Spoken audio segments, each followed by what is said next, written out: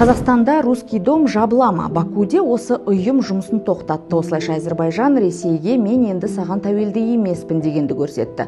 27 жыл бойы құжаты заңдастырылмаған нысанның жабылуын Ресей депутаты Николай Валуев сынады. Оны Әзербайжан персона нон грата деп танды. Ал Қазақстан ше. Астанадағы орыс үйі ресми түрде екі ел арасындағы ынтымақтастықты нығайтумен айналысады.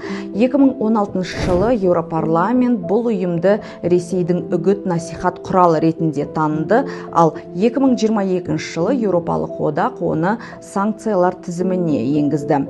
Русский дом арқылы Қазақстаннан жыл сайын кемінде 10 мыңға жуық студент Ресейге білім алуға кетеді екен. Мысалы, ЮНЕСКО-ның мәліметінше 2012 жылы 30 мыңға жуық студент кетсе, 2016 жылы осы көрсеткіш 70 мыңға дейін өсті.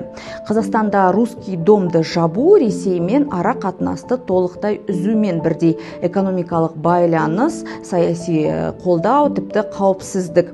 Егер осындай батыл қадамды жасайтын болсақ, 9 мамырды неге әлі күнге дейін дүркіретіп атап жүрміз? Қызыл туды көкке желбіретіп, мега шараларды ұйымдастырып, кеңес одағын дәріптеп жүрміз.